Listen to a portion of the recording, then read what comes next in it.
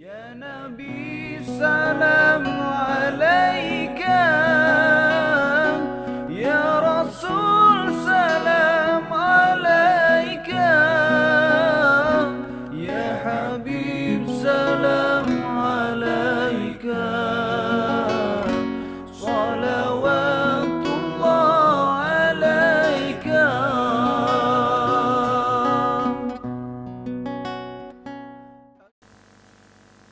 Bismillahirrahmanirrahim. Assalamualaikum warahmatullahi wabarakatuh.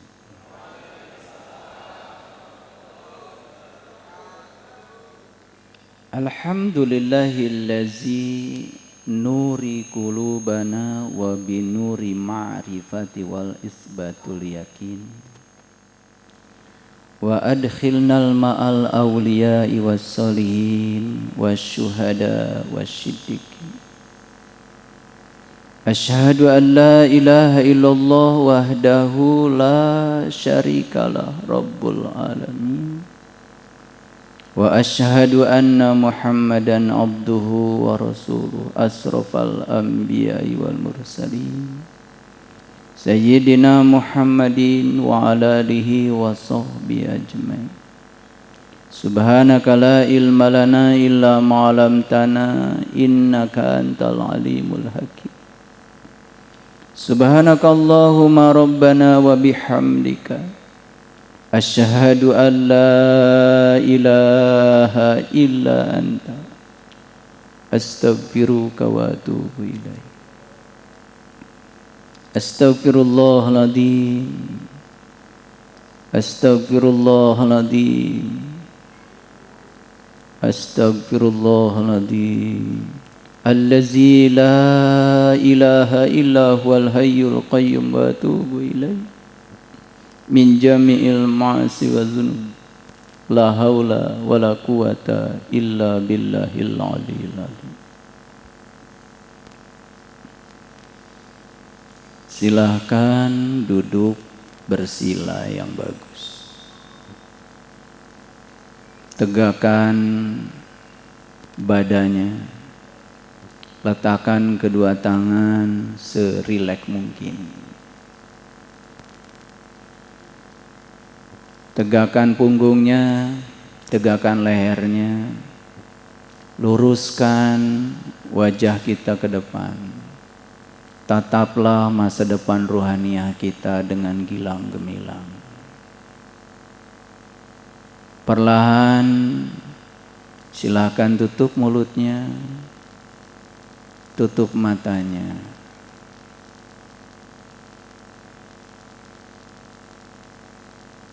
Atur nafas sedemikian rupa sehingga jantung kita, paru-paru kita semuanya dalam keadaan harmonis. Sadari bahwa nafas adalah jantung kehidupan semesta yang masih dititipkan kepada kita. Nafas adalah tanda sang hidup masih ada dalam diri kita.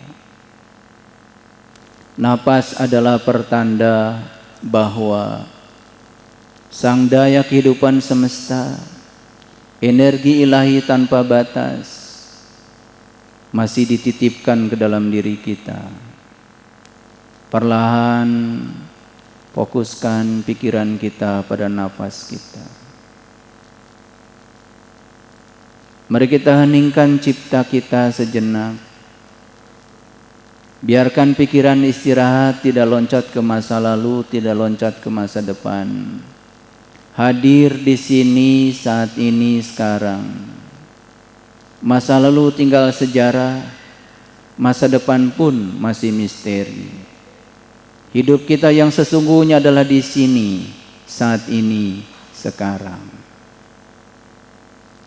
Fokuskan pikiran kita pada ujung batang hidung, tempat keluar masuknya nafas.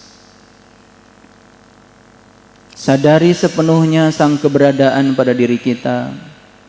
Sadari sepenuhnya sang kehadiran dalam diri kita. Dia tidak pernah meninggalkan kita, selalu bersama dengan kita. memenuhi segala kebutuhan kita tanpa batas. Walaupun tidak selalu mengikuti keinginan-keinginan kita.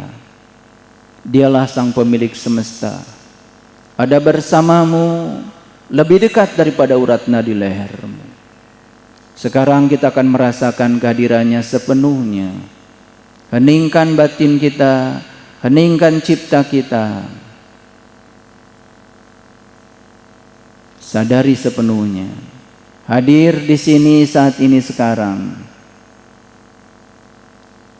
Karena dengan napas kita bisa melihat, dengan napas kita bisa mendengar, dengan napas kita bisa merasa, dengan napas tangan kita bisa digerakkan, dengan napas kaki kita bisa digerakkan.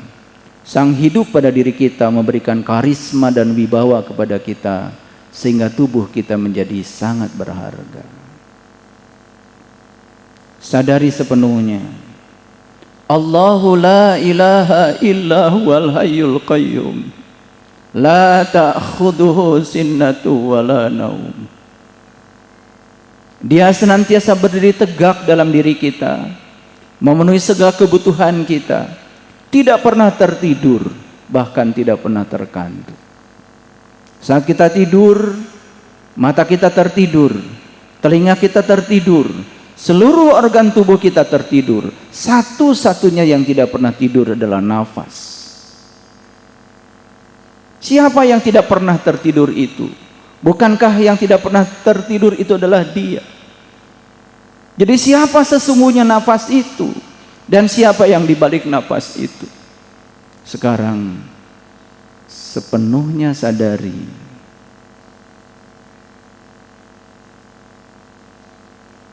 Sadari sepenuhnya bahwa kita semua ada di dalam tubuhnya. Bukan Allah yang ada dalam diri kita, tapi diri-diri kita semua ada dalam tubuhnya Allah. Diri-diri kita ada dalam tubuhnya Dia yang Maha Cinta. Dan sekarang kita akan merasakan bagaimana penyatuan itu terjadi. Karena napas adalah penghubung antara diri kita yang di dalam dengan seluruh semesta raya, ruang kosong tanpa batas.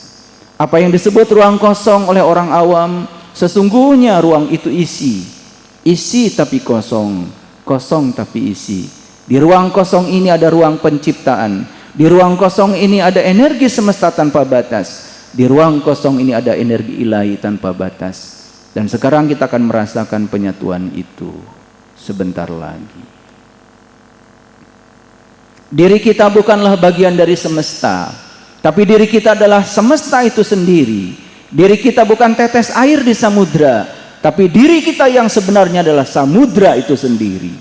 Sadari sepenuhnya bahwa kita adalah samudra itu sendiri. Ketika satu tetes air sudah sampai di samudra, dia bukan tetes air lagi, dia adalah gelombang. Dia adalah samudra itu sendiri. Dan mari kita satukan diri kita dalam tubuhnya. Mari kita satukan diri kita dalam energinya yang tanpa batas. Sekarang ikuti kata-kata saya dalam batin kita masing-masing dengan penuh kesadaran. Dengan penuh kesadaran. Dengan penuh kesadaran. Ikuti dalam batin yang terdalam. Ud'u rabbakum tadarruan wa khufiyatan. Undanglah Dia dengan penuh rasa hormat dan tersembunyi. Ud'u rabbakum tadarruan wa khufiyatan. Ud'u rabbakum tadarruan wa khufiyatan. Ikuti kata-kata saya di batinmu yang terdalam. La ilaha illallah. La ilaha illallah.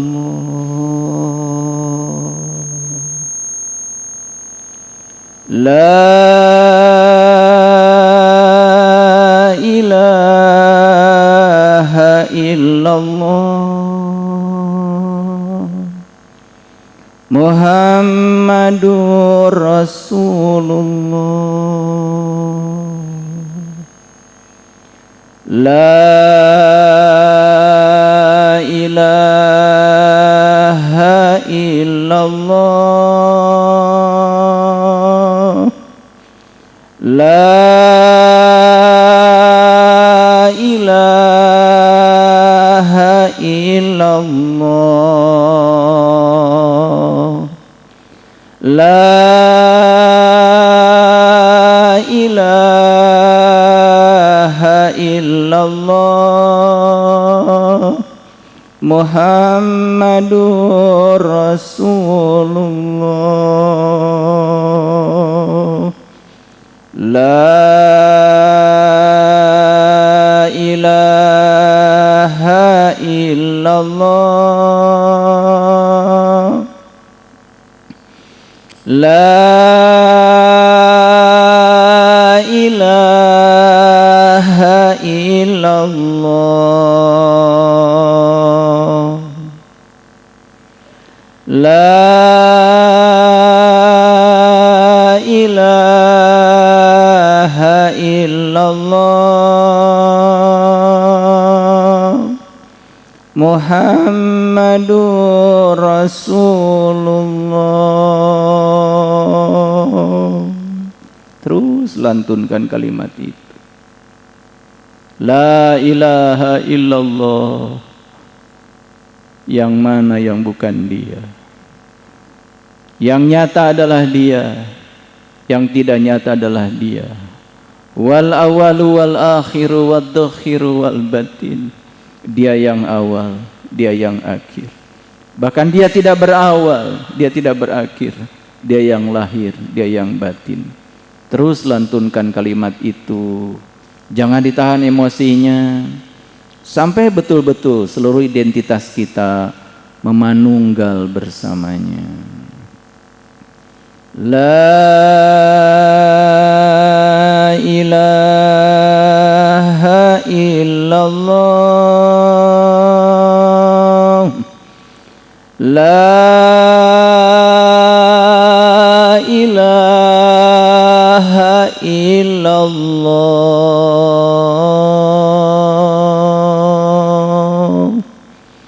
La ilaha illallah. Muhammadur Rasulullah. Biarkan seluruh sel dalam tubuhmu bergetar hebat. 100 triliun sel dalam tubuh kita sekarang sedang bersuka cita, merasakan keheningan yang dalam, merasakan kehadirannya. Tadarru wa khufiyatan. La ilaha illallah. La ilaha illallah. La ilaha illallah. Muhammadur Rasulullah. Terus lantunkan kalimat itu. Rasakan semakin dalam, semakin terasa keheningan itu. Dan semakin terasa pelukan semesta pada diri kita. Rasakan cinta kasihnya, rasakan kehadirannya, rasakan keberadaannya. Nikmati keheningan ini walaupun cuma beberapa saat. Lantunkan lebih dalam lagi. La ilaha illallah. La ilaha illallah.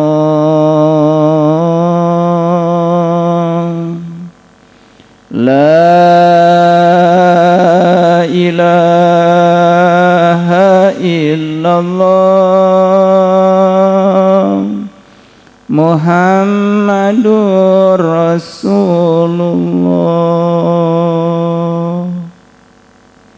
Rasakan terus keheningan itu.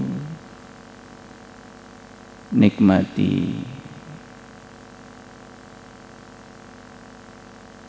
Baik, mari kita hadiahkan Al-Fatihah untuk seluruh sel dalam tubuh kita. Semoga malam ini sudah siap untuk bisa menerima hidangan dari langit ruhani kita, hidangan dari Dia Sang Pemilik semesta raya. Fil barakati umul Quran. Al-Fatihah.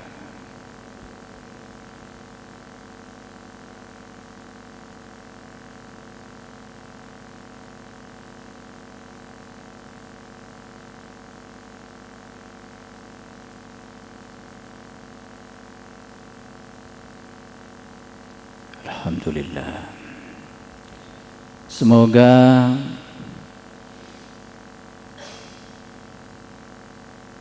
semuanya tadi merasakan getaran yang hebat.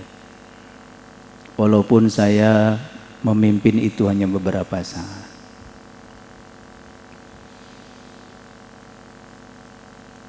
Orang tua kita, ayah ibu kita, merekalah yang telah menjemput kita dari langit ke bumi. Guru-guru kita, para ulama yang mewarisi ilmunya para rasul, tugas utamanya adalah mengantarkan kembali kita dari bumi ini ke langit. Itu sebabnya menghormati orang tua itu ada dua. Ada orang tua jasmania, manusia terhebat yang dipilih semesta untuk kelahiran kita, yang telah menjemput kita dari langit ke bumi. Dan satu lagi orang tua kita adalah mereka yang berjasa mengantarkan kembali kita dari bumi ke langit.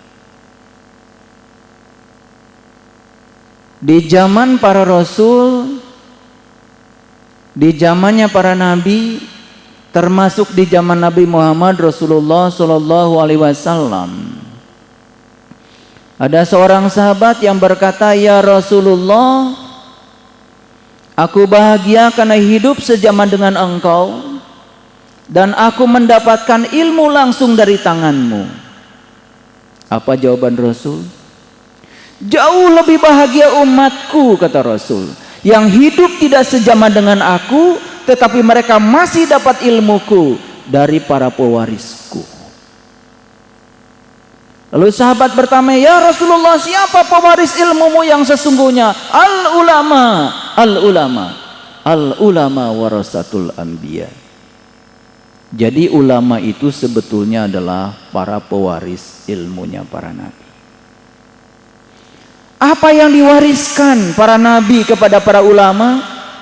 Dalam Quran surat Ali Imran ayat ke-49 yang diwariskan itu cuma 3. Ilmu yang pertama yang diwariskan para nabi, para rasul kepada para ulama adalah wa ubriul akmah. Ilmu untuk membuka ketertutupan mata kalbu kita. Saya tidak berbicara hati, saya berbicara kalbu. Karena di Indonesia hati dan kalbu sudah dianggap sama. Dalam bahasa Arab, hati itu adalah kibdah. Kalau kita pergi ke pasar unta di Arab, kalau kita cari hati unta, tidak pernah disebut kolbul jumal, disebutnya kobidul jumal, kibdahul jumal. Jadi hati dengan kalbu adalah dua entitas yang berbeda, yang kemudian itu dianggap sama. Hati itu letaknya dari dada, dari leher ke bawah, sedangkan kalbu tidak di situ. Itu sebabnya ketika para sahabat bertanya kepada Rasulullah, "Apa sesungguhnya kalbu?" turunlah hadis qudsi, dan Allah menyatakan, "Langit dan bumi tidak akan cukup menampung zatku, tapi kolbunya orang yang beriman, itulah sebenar-benarnya rumahku." Kolbul mu'min baitullah. Jadi kolbu itu adalah rumahnya Allah. Kolbu itu adalah rumahnya Allah. Sebuah lokus pada diri manusia. Di situ Allah memberikan alamat kepada kita. Maka siapa yang sudah tahu kuncinya dan siapa yang sudah tahu pintunya, dan bisa membukanya, maka dia bisa berkunjung ke Baitullah yang sebenarnya. Begitu dia berkunjung ke Baitullah yang sebenarnya, di situ dia akan mengalami sebuah pengalaman spiritual yang luar biasa. Di situ akan mengalami yang namanya syahadat sejati. Lalu yang kedua, ilmu yang diwariskan oleh para nabi, para rasul kepada para ulama, yang kedua adalah wal abrosho, ilmu untuk menyembuhkan penyakit kulit. Penyakit kulit itu bukan panu, penyakit kulit itu bukan kurap, penyakit kulit itu bukan kudis. Penyakit kulit itu adalah kedangkalan memahami sesuatu. Karena seluruh kebenaran diletakkan dalam hakikat, dan semua penampakan itu bisa jadi adalah kebohongan. Tetapi kebohongan yang diulang terus menerus bisa jadi suatu saat dianggap sebagai kebenaran. Makanya Allah menyatakan dalam Al-Quran, sanurihim ayatina fil afaq wa fi anfusihim hatta yatabayyana lahum annahul haq. Aku bentangkan kebesaranku di segala ufuk, dan yang paling penting, aku bentangkan kebesaranku pada dirimu sendiri. Dan siapa yang sudah menemukan kebesarannya pada dirinya, maka dia sudah menemukan kebenaran. Jadi semua kebesaran Allah yang ditampakkan di alam makros kosmos itu sudah ada dalam diri kita. Kalau tahu ilmunya, tahu caranya. Nabi Ibrahim pernah melakukan pencarian. Diabadikan dalam Quran surat Al-An'am. Yang pertama beliau temukan adalah bintang, setelah itu menemukan bulan, dan setelah itu menemukan matahari. Tepat ketika menemukan matahari, apa yang beliau lakukan? Inni wajjahtu wajhiya lilladzi fataras samawati wal ardh hanifan wa ma ana minal musyrikin. Bukankah itu yang diabadikan dalam Al-Quran? Tetapi apa yang kita lakukan selama ini? Kita mengucapkan ini wajahtu wajhiya lilladzi fataras samawati wal ardh hanifan wa ma ana minal musyrikin. Cuman katanya dulu Nabi Ibrahim pernah mengucapkan kalimat itu. Apa bedanya kita dengan Nabi Ibrahim? Bedanya tipis. Nabi Ibrahim mengalami pengalaman spiritualnya dulu, tapi kita belum mengalaminya. Makanya kalimat yang kita ucapkan berulang-ulang tadi sejak saya duduk di sini, anta samsun, anta banjrun, anta nurun fauqun nur.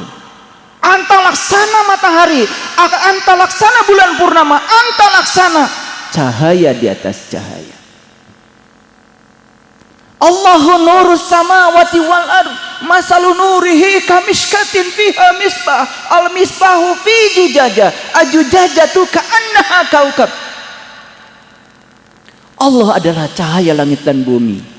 Perumpamaan cahayanya seperti yang ada di dalam miskat. Makanya kitab terakhir Imam Al-Ghazali namanya Mishkatul Anwar. Nur itu tunggal, tapi kalau Anwar berarti gabungan berbagai macam nur, jamak. Mishkatul Anwar adalah relung cahaya. Di mana Mishkatul Anwar? Diletakkan di dalam diri kita. Maka di situ kita akan menemukan misbah. Dan misbah itu diletakkan dalam kaca. Al-misbahu fi jujajah. Di mana kaca berada? Di mana kaca berada? Cari kaca dalam tubuh kita. Ada kaca nggak dalam tubuh kita? Ada? Belum menemukan? Subhanallah. Tiap hari kita pakai alat ini. Tiap hari kita pakai melihat. Bukankah kita bisa melihat kalau di sini ada kaca yang bernama lensa? Huwallazi yusawwirukum fil arham kaifa yasha. Dialah Allah yang telah menciptakan kamu sebagaimana rencananya. Tidak ada satupun ciptaan Allah yang di luar rencananya. Karena semua diciptakan itu karena rencananya. Kuntu kanzan mahfian wa ahbabtu an u'rifa fa khalaqtu khalqan. Aku adalah suatu perbendaan yang tersembunyi. Aku ingin agar aku dikenali, maka aku ciptakan ciptaan. agar dengan ciptaan kalian bisa mengenalku. Jadi semua ciptaan itu diciptakan hanya untuk satu tujuan, agar semuanya digunakan untuk mengenalku. Wa ahbabtu an u'rifa, aku cinta, aku rindu untuk dikenal. Makanya Rasulullah mengatakan awwaluddin ma'rifatullahi ta'ala wa rasulih. Awalnya agama mengenal Allah dan Rasulnya. Makanya ilmu ketiga yang dititipkan oleh Allah kepada para ulama sepeninggal para nabi dan rasul, wa uhil mauta, yaitu ilmu untuk membangkitkan orang yang mati. Tentu saja bukan mati secara fisik, tetapi matinya kesadaran. Membaca la ilaha illallah tidak sadar, membaca la ilaha illa huwa tidak sadar, membaca la ilaha illa anta tidak sadar, membaca la ilaha illa anta tidak sadar.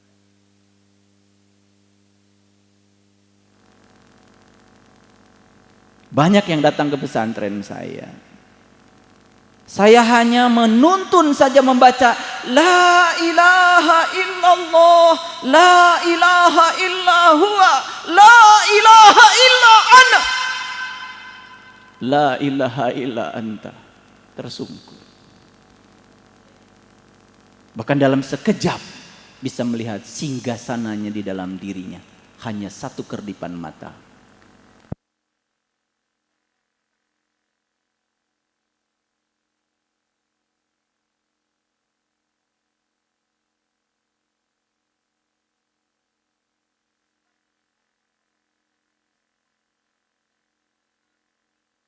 Wallazina utul ilma darajah. Awas. Yang akan ditinggikan derajatnya oleh Allah itu cuman satu-satunya orang. Siapa itu? Beriman dan berilmu. Beriman dan berilmu. Tidak pakai atau. Kalau atau itu bisa pilihan. Boleh beriman atau berilmu. Tidak. Beriman dan berilmu. Yarfa'illahu allazina amanu minkum walladzina utul ilma darajah. Yang ditinggikan derajatnya oleh Allah itu adalah orang yang beriman sekaligus juga berilmu. Quran tidak cerita pengetahuan, tapi Quran cerita ilmu. Hati-hati, pengetahuan dan ilmu dua hal yang berbeda. Pengetahuan itu informasi, pengetahuan itu katanya. Apa kata orang, apa kata internet, apa kata siapapun itu masih informasi. Sepanjang informasi itu belum menjadi pengalaman pribadi kita. Begitu informasi itu sudah menjadi pengalaman pribadi, itu baru yang namanya ilmu. Quran tidak cerita pengetahuan, tapi Quran cerita ilmu. Pengetahuan dan ilmu dua hal yang berbeda. Jadi sebetulnya ilmu itu adalah pengetahuan yang sudah menjadi pengalaman rasa. Makanya para bijak, para suci mengatakan lam yahmadin. Siapa yang tidak mengalami, maka dia tidak akan pernah memahami. Siapa yang tidak mengalami, dia tidak akan pernah bisa memahami. Pemahaman itu bukan apa kata orang, bukan apa kata buku, bukan apa kata ulama, bukan apa kitab suci, tapi kebenaran pemahaman yang sebenarnya adalah apa kata pengalaman kita. Malam yazuk lam ya'rif. Yang gak ngalamin tidak akan pernah paham. Jadi paham itu bukan urusan intelektualitas. Paham itu bukan urusan pikiran. Tapi paham itu adalah urusan kesadaran. Makanya pengetahuan sejati adalah mengetahui kalau kita tidak tahu. Ulangi. Pengetahuan sejati itu adalah mengetahui kalau kita tidak tahu. Begitu kita tahu kalau kita tidak tahu, itulah pengetahuan sejati. Maka siapapun yang tahu kalau dirinya tidak tahu, maka pasti akan mencari tahu. Sangat berbeda dengan orang yang tidak tahu, tetapi dia tidak tahu bahwa dia tidak tahu, tidak akan pernah mencari tahu. Orang yang tidak tahu, tetapi dia tidak tahu bahwa dia tidak tahu, tidak akan pernah mencari tahu. Tetapi orang yang tahu bahwa dia tidak tahu, pasti akan mencari tahu. Maka pengetahuan sejati adalah mengetahui kalau kita tidak tahu. Orang yang merasa dirinya tahu dan merasa dirinya penuh tidak akan ada di sini. Dan orang-orang yang ada di sini saat ini adalah orang-orang yang sadar kalau dirinya mungkin saja belum tahu. Makanya dengan kerendahan hatinya membawa dirinya datang di majelis ilmu ini. Itu sebabnya Allah menyatakan dalam Al-Quran, gerbangnya hidayah itu adalah di sini. Alladzina yastami'una al-qaul fayattabi'una ahsanahu ulaika hadahumullah ulaika hum ulul albab. Orang-orang yang mau memasangkan telinganya untuk mendengar dan setelah mendengar dia mengikuti yang terbaik dari yang dia dengar. Ulaika hadahumullah, dialah orang-orang yang berhak atas hidayah Allah. Dan puncaknya hidayah adalah ulaika hum ulul albab. Dia akan menjadi ulul albab. Sudah tahu ulul albab itu siapa? Siapa ulul albab itu sebetulnya? Alladzina yazkurunallaha qiyaman wa qu'udan wa ala junubihim. Ulul albab itu adalah orang yang sudah bisa mengingat Allah dalam keadaan berdiri, duduk, dan berbaring. Ulangi. Ulul albab itu adalah orang yang sudah bisa mengingat Allah dalam keadaan berdiri, duduk, dan berbaring. Perhatikan saya semua. Mengingat dan menyebut dua hal yang berbeda. Ayo. Betul apa tidak? Menyebut, mana alatnya? Mana alat untuk menyebut? Silahkan tunjukkan. Kalau menyebut pakai mana alatnya? Ini menyebut. Mengingat itu bukan di sini. Mengingat itu bukan di sini. Mengingat itu di dalam. Di sebelah mana saya pun tidak tahu. Tapi syarat sahnya ingat harus tahu yang diingat. Siapa yang sudah tahu pasti dia bisa mengingat. Rasulullah Shallallahu Alaihi Wasallam tidak sholat dulu, tetapi Isra Mi'raj dulu, liko dulu, berjumpa dulu dengan jati dirinya. Setelah berjumpa dengan jati dirinya, baru beliau bisa mengingat.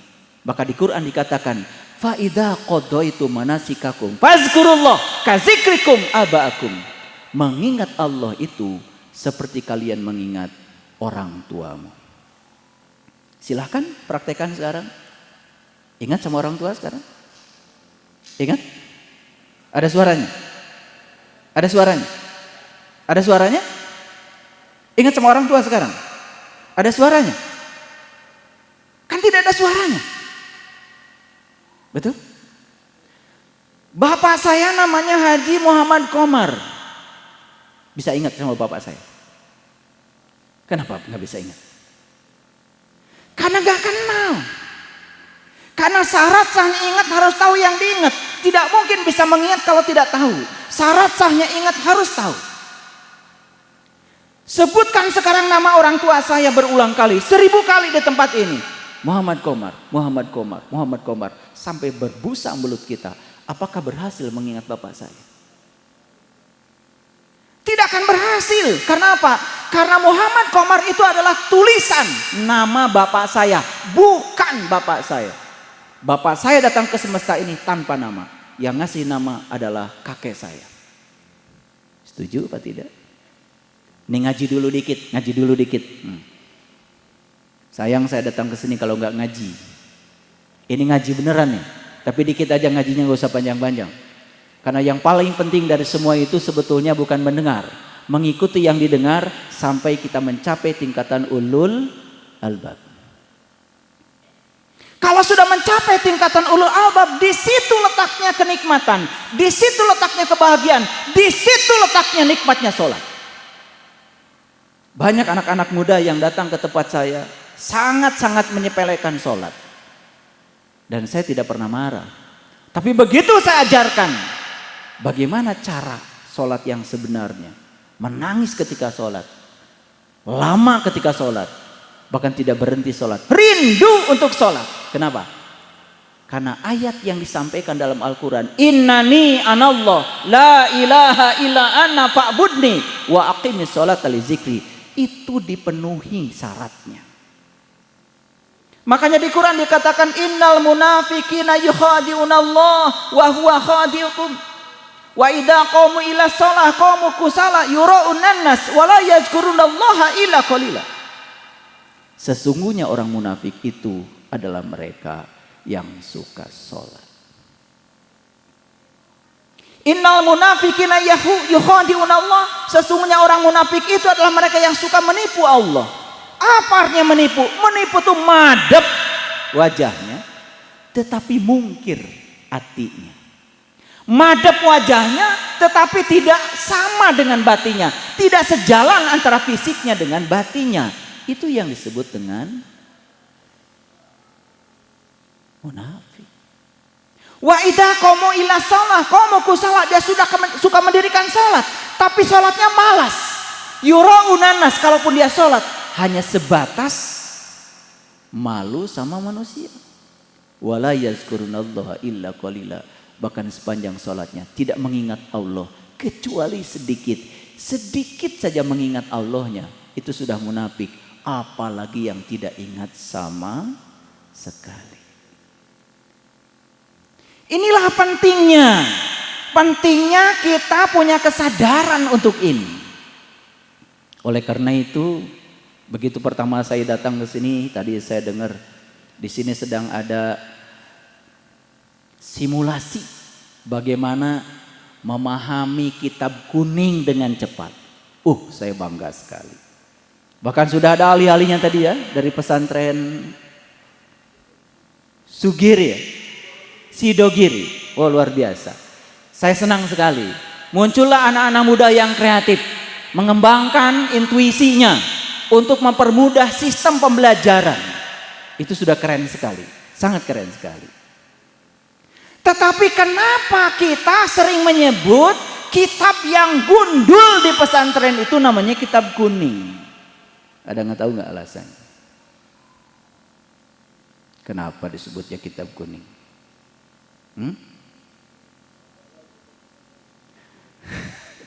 Itu pertanyaan saya dulu waktu di pesantren. Saya juga lulusan pesantren. Saya tanya kiai saya, "Yai, kenapa kitab ini kok namanya kitab kuning?" Padahal tidak semua yang namanya kitab kuning, kertasnya pun warna kuning. Bahkan kesini warna kertasnya nggak kuning lagi, tapi tetap disebut kitab kuning. Coba. Karena kuning itu sebetulnya bahasa spiritual. Kuning itu adalah bahasa spiritual.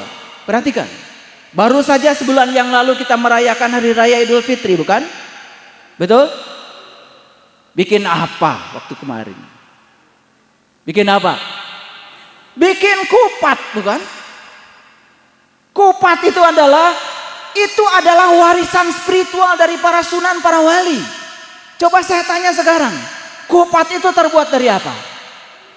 Unsur yang pertama adalah daun kelapa muda, disebutnya janur. Ada yang mengatakan janur dari bahasa Sanskerta, janur, sejatinya nur. Tapi ada yang mengatakan janur itu ja'a nuron, telah datang cahaya. Cahaya itu kan warnanya kuning. Makanya luarnya janur, dalamnya nas. Nas itu adalah beras yang sudah digodok. Kalau belum digodok masih keras, namanya beras. Tapi kalau sudah lunak, namanya ganti jadi nas. Dari mana itu kok orang tua kita menyebut beras yang sudah digodok namanya nas? Itu diambil dari Quran surat An-Nas. Cerita apa itu? Cerita apa itu? Cerita nas. Ini nas. Cerita manusia. Jadi sejatinya nas adalah nur. Makanya disebutnya berwarna kuning keemasan. Jadi kitab kuning sebetulnya isinya adalah petunjuk untuk mendapatkan cahaya di atas cahaya. Kalau tahu ilmunya begitu. Jadi metode untuk mengertinya sudah ada, metode untuk tahu isinya sudah ada, tinggal sekarang cari metodenya untuk menemukan kitab kuning yang sejati. Karena saat nyawa di kerongkongan sini nanti, itu diabadikan dalam Quran surat Al-Waqiah. Falaula idza balagatil hulqum wa antum hina idzin tangdirun wa nahnu aqrabu ilaihi minkum walakin la tubsirun. Ketika nyawamu sampai di kerongkongan nanti, saat itu kamu harus melihat. Saat itu kamu harus melihat. Wa antum hina idin tangdurun. Wa nahnu aqrabu ilaikum. Aku sangat dekat dengan kamu. Walakin la tubsirun. Tapi kebanyakan manusia saat itu dalam keadaan tidak melihat. Kenapa? Belum ketemu kitab kuning yang sejati.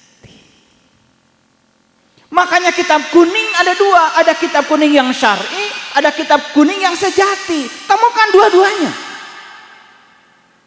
Kalau sudah menemukan dua-duanya, saya jamin gak takut mati lagi. Karena apa? Karena sudah ngalamin yang namanya ilmu mati sakjeroning urip. Jadi ilmu mati sakjeroning urip itu adalah ilmu luar biasa. Itu ilmu intinya para sunan, para wali. Cuman sekarang ilmu itu dianggap sepele.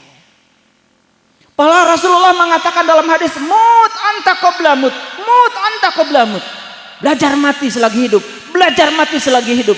Orang tua kita jauh sebelum Rasulullah mengatakan itu sudah mengatakan harus belajar mati sakjeroning urip. Makanya Nabi Yunus kan ditelan ikan. Itu simbolik, bukan ditelan ikan beneran. Gak usah cari ikannya di mana ditelannya, gak penting. Tetapi lihat ketika ditelan ikan, apa yang dikatakan Nabi Yunus? Apa coba? Apa? La ilaha illa anta. Kok ditelan ikan tetapi ngomongnya la ilaha illa anta. La ilaha illa anta. Tidak ada Tuhan kecuali Engkau. Tidak ada Tuhan kecuali Engkau. Ngalamin apa sih Nabi Yunus saat itu? Ngalamin apa? Itu adalah liqa. Itu adalah perjumpaan. Itu mengulang kembali kalimat alastu bi rabbikum qalu bala syahidna. Apakah aku ini Tuhanmu? Yes. Aku menyaksikan. Makanya saat itu yang dikatakan Nabi Yunus apa? La ilaha illa anta. Itu esensinya. Saya berbicara esensi karena waktu saya terbatas. Saya ilmuwan. Saya membicarakan sesuatu selalu dengan bukti. Tetapi saya tentu tidak bisa membuktikan di sini. Kalau ingin membuktikan, ayo kita belajar. Ada ilmunya, ada caranya. Kalau cara membaca kitab kuning saja sudah ditemukan, yang syar'i, cara membaca kitab kuning yang hakiki pun sudah diwariskan oleh para sunan, para wali. Kuncinya ada pada diri kita semua. Ada pada diri kita semua. Cuman itu kunci selama ini dibiarkan begitu saja, belum kita gunakan. Lalu apa yang terjadi? Kita nggak kenal diri sejati kita yang sesungguhnya. Makanya ketika Romo Yai Nur Hamim datang ke rumah saya 2 bulan yang lalu dan beliau mengundang saya untuk hadir di sini. Sesibuk apapun saya bilang, Romo Yai pasti saya akan datang. Jadi oleh karena itu, mari kita gunakan kehadiran saya di sini untuk sama-sama berpikir. Karena di dalam Quran surat Al-Fatir dikatakan, aku panjangkan umurmu untuk satu tujuan, untuk berpikir. Itu Quran. Jadi kita dipanjangkan umur oleh Allah itu untuk satu tujuan, untuk berpikir. Tahu nggak berpikir itu seperti apa? Sudah tahu nggak berpikir? Udah pada bisa berpikir? Kalau berpikir menggunakan apa? Menggunakan apa? Menggunakan pikiran. Siapa yang bisa menggunakan pikiran? Yang sudah bisa mengendalikan pikirannya. Ulangi. Saya tidak sedang cerita urusan sekolah. Siapa yang bisa berpikir adalah mereka yang sudah bisa mengendalikan pikirannya, bukan yang dikendalikan oleh pikirannya. Pertanyaan saya sederhana. Ayo jawab semuanya. Saat ini kita mengendalikan pikiran atau kita dikendalikan oleh pikiran? Ayo jawab. Mengendalikan pikiran atau kita dikendalikan oleh pikiran? Jawabannya apa? Dikendalikan pikiran. Sepanjang kita dikendalikan oleh pikiran, sepanjang itu pula kita tidak bisa menggunakan pikiran. Karena pikiran justru menggunakan kita, bukan kita yang menggunakan pikiran. Itulah pentingnya kita belajar kesadaran.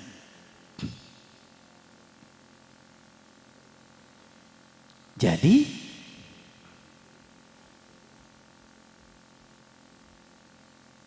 yang akan ditinggikan derajatnya itu cuma satu. Siapa tadi? Orang yang berilman dan berilmu. Ayo lihat saya. Pada saum nggak kemarin? Pada saum? Pada saum? Tahu nggak? Saum itu kegunaannya apa? Pernah membaca nggak pemenang hadiah Nobel bidang kedokteran? Namanya Profesor Yoshinori Ohsumi. Pernah dengar gak? Belum dengar? Nah ini pentingnya iman dan ilmu dipadukan. Kita sudah menjalankan saum, tapi selama ini tidak tahu apa sih alasannya saum.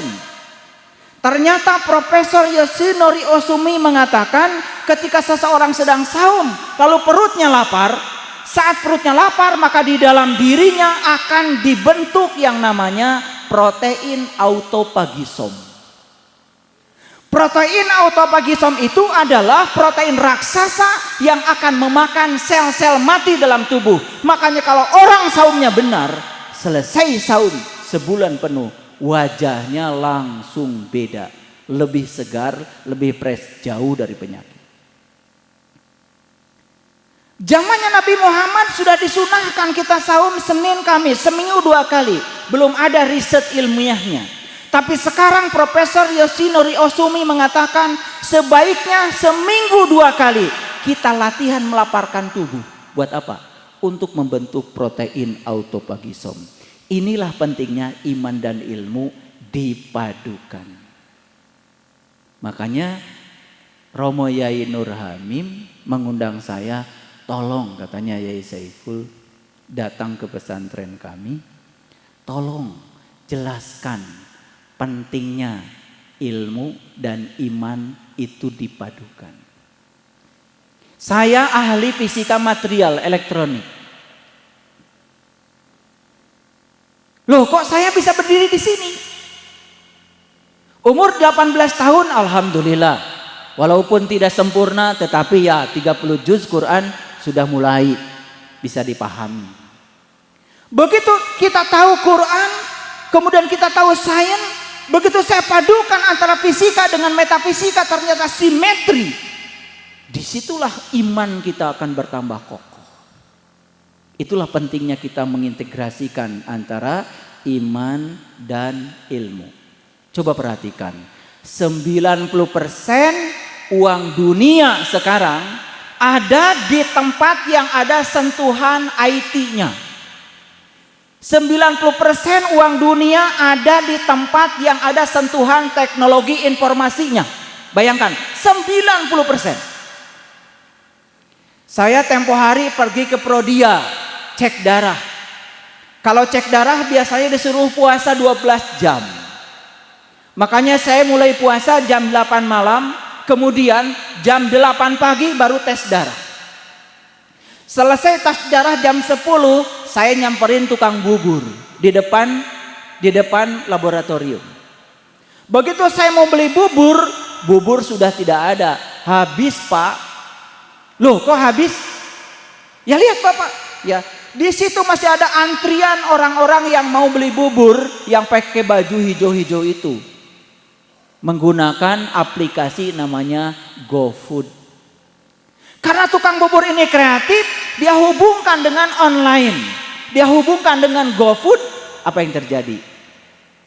Dulu orang dagang bubur di pinggir jalan, nunggu saja orang datang. Sekarang tidak usah nunggu orang datang, hubungkan secara online ke semua tempat yang perlu bubur, tinggal cari di telepon, dan orang yang perlu bubur tinggal klik, datanglah gosen, lalu beli bubur. Luar biasa bukan? Sekarang coba bedakan, orang yang tidak mau mengadaptasi teknologi informasi, maka sekarang mungkin ketinggalan bisnisnya. Ngerti maksud saya? 90% uang sekarang ada di tempat yang ada sentuhan teknologi informasinya. Makanya saya tanya kepada Romo Yai, apakah di pondok pesantrennya Romo Yai itu ada pengetahuan umum? Diajarkan matematika, diajarkan fisika, diajarkan. Bahkan teknologi informasi di pesantren ini diajarkan. Wah, ini sudah luar biasa. Karena pada gilirannya orang-orang yang unggul, yang akan ditinggikan derajatnya oleh Allah, itu dua. Dia punya iman sekaligus dia punya ilmu. Makanya Rasulullah mengatakan, kalau kamu ingin bahagia di dunia harus punya ilmunya. Kalau kamu ingin bahagia di akhirat harus punya ilmunya. Kalau kamu ingin bahagia dua-duanya harus punya ilmunya. Makanya ada hadis yang mengatakan, jika kamu mengejar Allah maka kamu akan dapat dua, Allah dan dunia. Dan jika kamu mengejar dunia maka kamu tidak akan dapat dua-duanya. Jadi hadis sendiri mengatakan tidak ada orang yang dapat salah satu, dapat dua-duanya atau tidak dapat dua-duanya. Nah, gimana cumanya supaya dapat dua-duanya? Apa kata Rasulullah?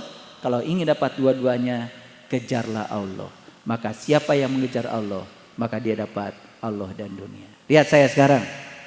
Lihat saya sekarang. Ada bayangan nggak di sini? Ada bayangan saya nggak? Oke, kenapa ada bayangan saya? Ayo. Santri yang paling tinggi sekolahnya. Kenapa saya punya bayangan sekarang? Karena ada cahaya. Jadi sebetulnya bayangan itu karena cahaya terhalang oleh tubuh saya, bukan? Ulangi, bayangan itu karena cahaya terhalang oleh tubuh saya. Betul? Nah, siang hari ada bayangan, kenapa? Ada sinar matahari. Kalau kita sinar matahari dari sana, saya berdiri di sini, bayangan di mana? Sebelah sini kan? Betul? Oke, kenapa? Karena cahaya terhalang, timbul bayangan. Sedangkan Allah menyatakan dalam Al-Quran, innamad dunya la'ibun walahun. Dunia itu bayangan. Kalau dunia itu bayangan, hati-hati. Jangan kejar bayangan. Karena bayangan gak bisa ditangkap. Coba sekarang. Gimana caranya supaya bayangan ini ikut saya? Ayo mikir. Hah? Orangnya berhenti. Ini sumber cahaya. Bayangan di sini. Gimana caranya supaya bayangan ikut saya? Saya bergerak saja mendekati sumber cahaya. Ikut nggak? Ikut dong.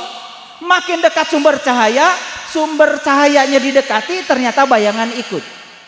Nah, Allah menyatakan diri dalam Al-Quran sebagai nur ala nur. Allah menyatakan sebagai sumber cahaya. Maka siapa yang mengejar sumber cahaya, maka dia akan diikuti oleh bayangannya. Siapa yang mengejar Allah akan diikuti oleh dunia. Nah sekarang coba, kalau ini sumber cahaya, ini bayangan, sekarang saya mengejar bayangan. Saya ingin menangkap bayangan. Bisa nggak saya berhasil menangkap bayangan? Bisa apa tidak? Nggak akan bisa. Apakah saya bisa menangkap bayangan? Tidak akan bisa. Yang jelas saya semakin jauh dari sumber cahaya. Betul? Semakin keras saya mengejar bayangan saya, semakin jauh dari sumber cahaya. Saya tidak akan bisa menangkap dua-duanya. Nah itu sebabnya kenapa Rasulullah mengatakan kullu amrin dzibalin la yubda'u bihi basmalah fahuwa aqta. Setiap pekerjaan yang tidak dimulai dengan basmalah putus, tidak menjadi amal. Tahu maknanya? Tahu maknanya? Jadi pekerjaan harus dimulai dengan apa? Gimana caranya? Oh, pokoknya apapun yang saya lakukan, baca bismillahirrahmanirrahim, begitu. Yes, itu sudah bagus secara syar'i. Tetapi secara hakikat tidak begitu. Ketika kita bilang bismillahirrahmanirrahim atas nama Allah yang Maha Pengasih dan Maha Penyayang, ketika kita mengatasnamakan Allah, berarti tanggung jawab kita harus membawa sifat-sifat Allah ke dalam pekerjaan kita. Setuju apa tidak? Nah, ketika kita bawa sifat-sifat Allah ke dalam pekerjaan kita, maka kita sedang memanusiakan manusia. Itu yang disebut dengan kemanusiaan. Karena kita sudah membawa sifat-sifat ilahi ke dalam kehidupan kita. Itu yang dikatakan mengejar Allah.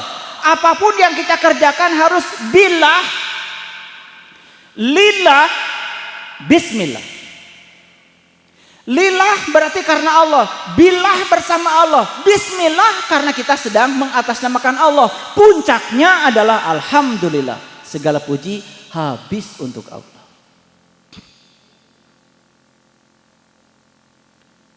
Gak tahu nih para guru di pondok pesantren ini sudah tahu MBKM belum? Kurikulum baru sekarang yang dirancang oleh pemerintahan yang sekarang itu adalah MBKM.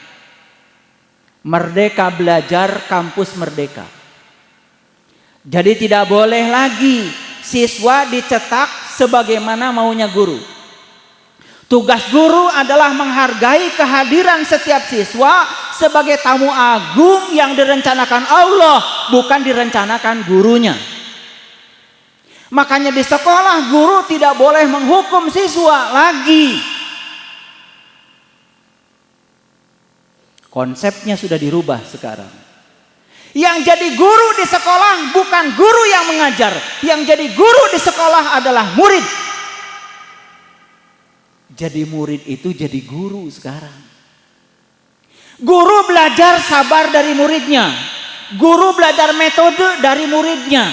Guru belajar pintar dari muridnya. Karena apa? Belajar sabar harus dari yang tidak sabar. Belajar baik dari yang tidak baik. Belajar bijaksana dari yang tidak bijaksana. Jadi siswa sekarang harus dipandang sebagai guru. Keren gak itu? Keren gak gitu?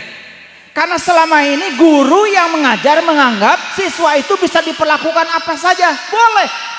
Seakan-akan begitu. Sekarang tidak boleh lagi. Karena apa?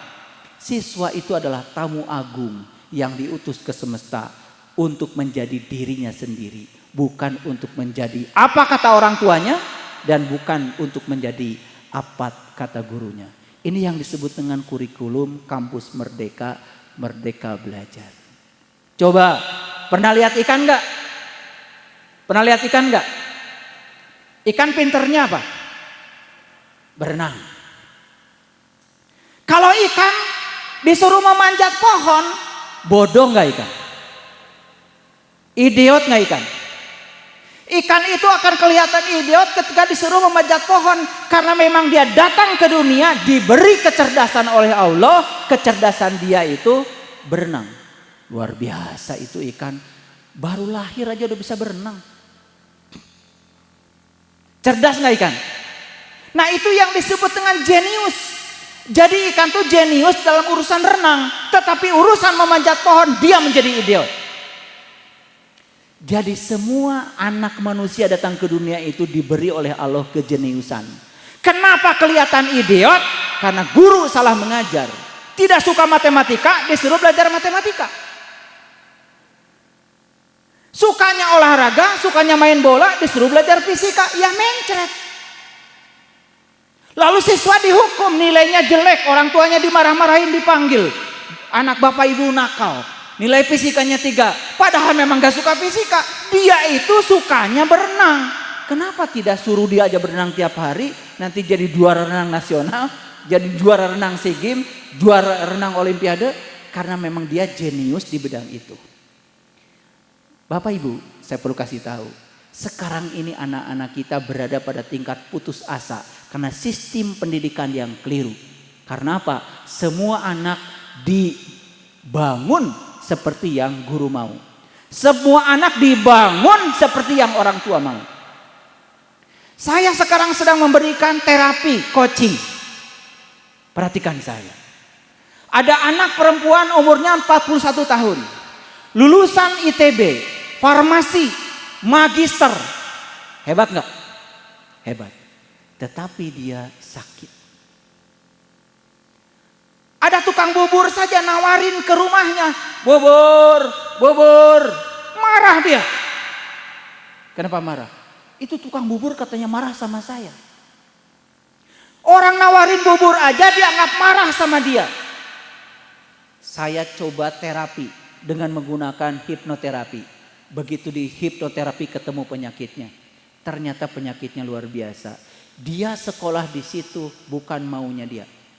Maunya orang tua. Stres. Tubuhnya menghasilkan hormon-hormon adrenalin. Hormon-hormon yang membuat daya imunisasi tubuhnya hilang. Karena dia melakukan sesuatu yang dia tidak suka. Ketika dia dipaksa sekolah di situ, orang tuanya tiap hari membentaknya.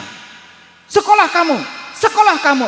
Bentakan orang tua ini masuk di alam bawah sadarnya, sekarang susah dikeluarkan. Orang lain nggak ngebentak saja, dianggap membentak dia. Sakit jiwanya. 41 tahun, perempuan, cantik, sekolahnya magister. Di bidang yang luar biasa, tetapi tidak fungsional. Karena apa? Karena sakit yang namanya stres. Jadi sekarang ini Bapak Ibu, banyak sekali anak-anak kita dalam keadaan stres. Karena apa? Anak sering dicetak harus menjadi apa yang dipikirkan oleh orang tuanya.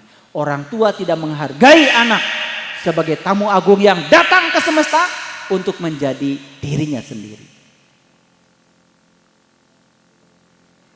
Tahu Lionel Messi? Ahli apa itu? Oh, bola, pintar ternyata. Santri di sini pintar ya. Bukan ahli berenang. Lionel Messi itu ahli mengolah bola. Pokoknya kalau sudah masuk ke lapangan bola, wih, bahagia sekali, bahagia sekali. Personal genius zone-nya itu muncul. Makanya mengolah bolanya luar biasa. Dikasih soal fisika belum tentu bisa. Dikasih matematika belum tentu bisa. Karena memang dia dikasih oleh Allah kejeniusan di bidang ngolah bola. Ya sudah, itu saja. Saya bicara tempo hari dengan Romo Yai. Bagaimana dengan pesantren Nahrul Ulum? Di sini sedang menuju ke sana. Para guru sedang diarahkan untuk bisa menemukan potensi anak didiknya. Jangan anak didik itu kemudian diidiotkan oleh program sekolah yang keliru. Bahkan sekarang Bapak Ibu di Jepang. Tahu Jepang enggak? Tahu Jepang enggak? Pernah ke sana? Lah belum tahu.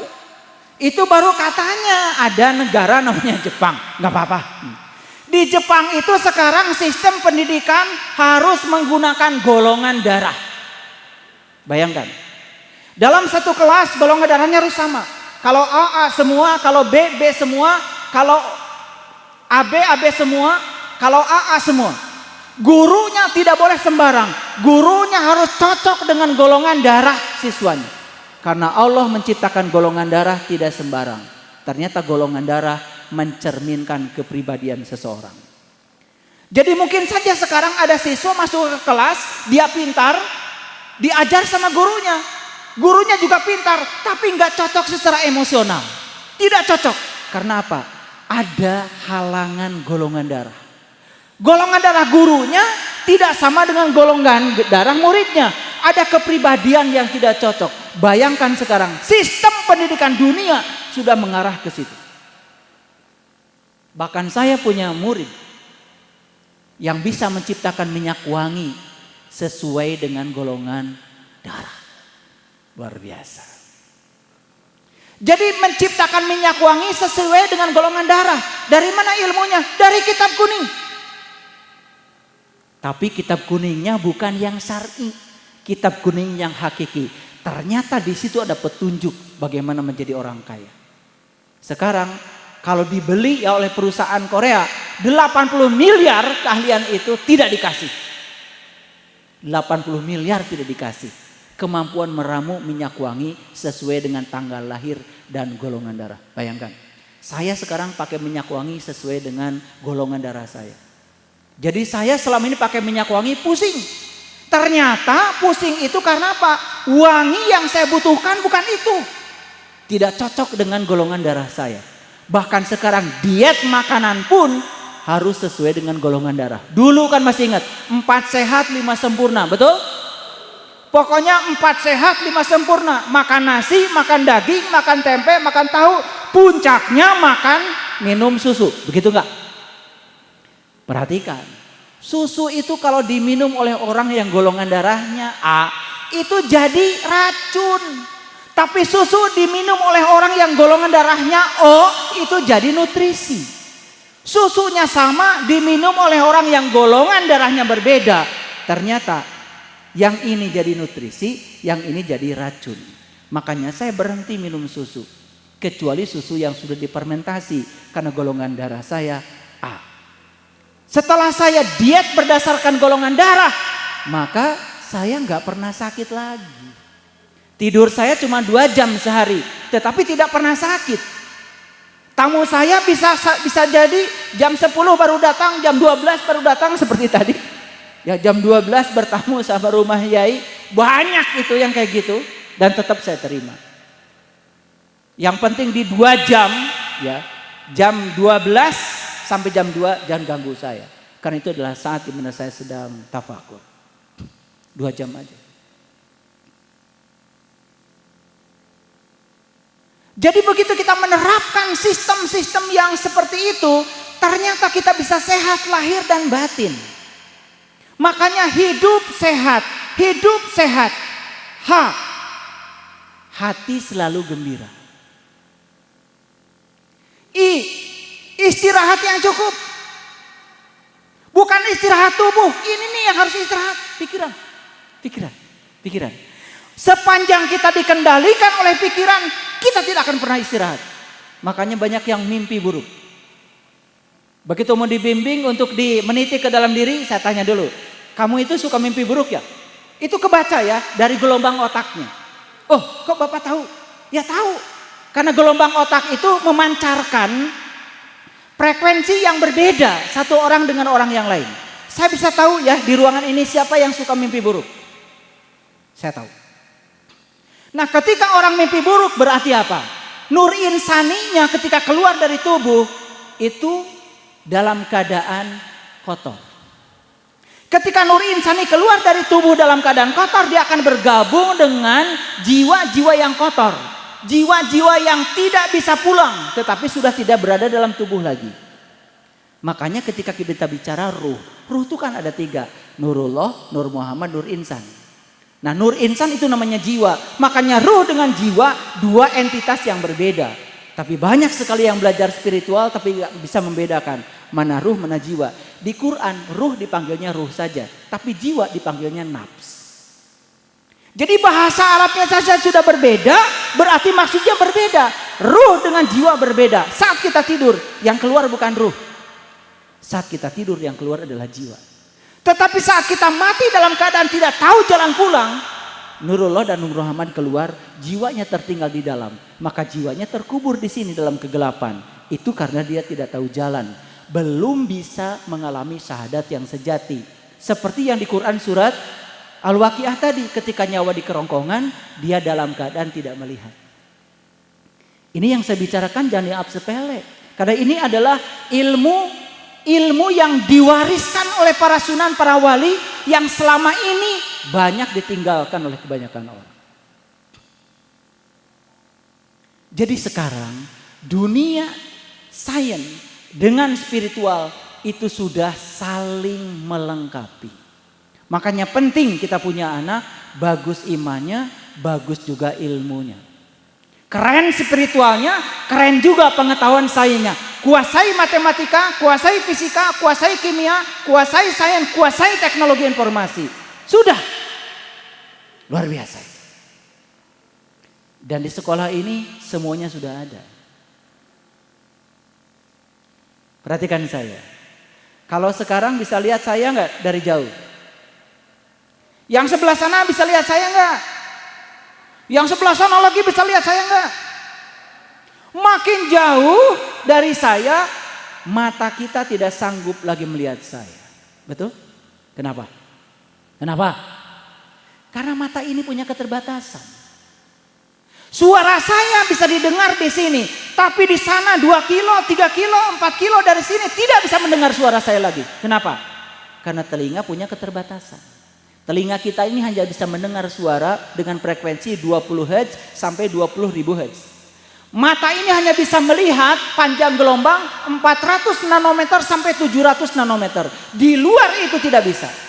Tapi kita dikasih satu penglihatan oleh Allah. Namanya penglihatan kolbu. Dan itu tak terbatas, hadirin. Itu tak terbatas. Kalau bisa menggunakan. Kita dikasih pendengaran kolbu, itu pun tak terbatas. Dan kita dikasih pemahaman kolbu, itu pun tak terbatas. Sepanjang kita menyelesaikan masalah dengan pikiran yang terbatas, kita akan terbentur oleh keterbatasan. Itu sebabnya, mari kita ajarkan anak kita untuk mengakses kecerdasan tanpa batas yang ada dalam diri kita. Itulah yang dikatakan Rasulullah, pinter tanpa belajar, cerdas tanpa berlatih. Bisa? Bisa. Jadi sekarang sistem pendidikan sudah dipadukan. Kemampuan intelektualitas itu cuma 6. 1 kemampuan mengingat, 2 kemampuan memahami, yang ketiga kemampuan menerapkan, yang keempat kemampuan menganalisis, yang kelima kemampuan mengevaluasi, yang keenam kemampuan mensintesa, menciptakan. Itu semua intelektual.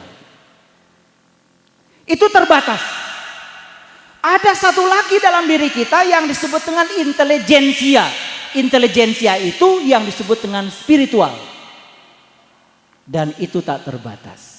Makanya banyak anak-anak muda selesai S2 belajar di pesantren saya, kemudian saya treatment supaya kecerdasan yang tanpa batasnya keluar. Karena di sekolah, di perguruan tinggi yang dilatih cuman intelektualitasnya. Di pesantren saya bangkitkan intelijensianya. Intelijensia berarti kesadaran. Begitu dibangkitkan kesadarannya, luar biasa. Kecerdasannya berlipat-lipat naik. Itulah Nabi Muhammad kan di dalam Al-Quran diabadikan. Saat beliau Mi'raj, beliau itu mencapai Sidratil Muntaha. Betul? Makanya cerita Isra itu adanya di Quran surat Al-Isra. Tetapi cerita Mi'raj tidak ada di Quran surat Al-Isra. Coba perhatikan surat An-Najm. Walaqad ra'ahu najlatan ukhra inda Sidratil Muntaha indaha jannatul ma'wa id yagsha sidrati ma yagsha. Aduh, merinding saya kalau baca ayat ini. Kita bisa menyaksikan pusat semesta dalam diri kita kapan saja kita mau. Bisa? Bisa. Di mana? Di Sidratil Muntaha, di puncak kesadaran. Sidrah itu artinya sadar, Al-Muntaha artinya penghujung. Sidrah Al-Muntaha artinya penghujung kesadaran. Waduh, selama ini kita salah kaprah. Bilang Sidratul Muntaha jadi langit ke-7. Dari sisi bahasa saja sudah gak nyambung. Sidrah itu sudah jadi bahasa Indonesia sadar. Al-Muntaha itu puncak. Al-Muntaha itu penghujung. Sidrah Al-Muntaha artinya puncak kesadaran. Jadi para nabi, para rasul itu sebetulnya hanya mengasah kesadaran sampai di puncaknya kesadaran. Di puncak kesadaran kita akan bertemu dengan yang namanya intelijensia. Sekolah umum yang biasa tidak akan bisa menghasilkan santri-santri model begitu. Tapi sekolah seperti Nahrul Ulum ini bisa. Jika perlu nanti saya hadirkan, saya bantu guru-gurunya supaya bisa membangkitkan itu. Saya bersedia untuk datang. Dan ini semua bisa dibuktikan. Nih, perhatikan para santri. Para santri, saya tanya, Hari Santri Nasional tanggal berapa? Tanggal berapa? Ah, ini santri beneran. Ya. Hari Santri Nasional sudah dibakukan oleh Presiden Joko Widodo tanggal 22 Oktober tahun berapa? Loh, Joko Widodo. Hari Santri Nasional sudah dideklarasikan oleh Presiden Joko Widodo tanggal 22 Oktober tahun 2015. Hari Santri Nasional.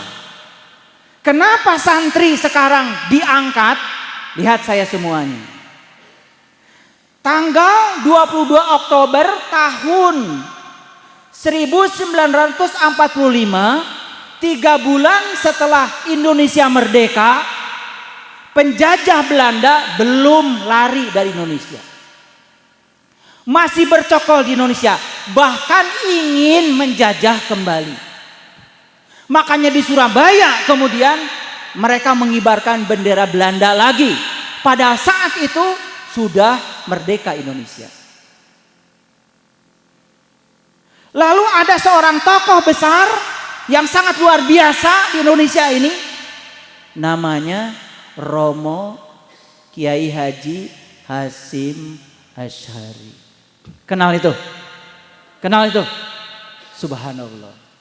Yang kemudian melahirkan seorang anak namanya Romo Kiai Haji Abdurrahman Wahid yang jadi Presiden RI yang keempat dari santri.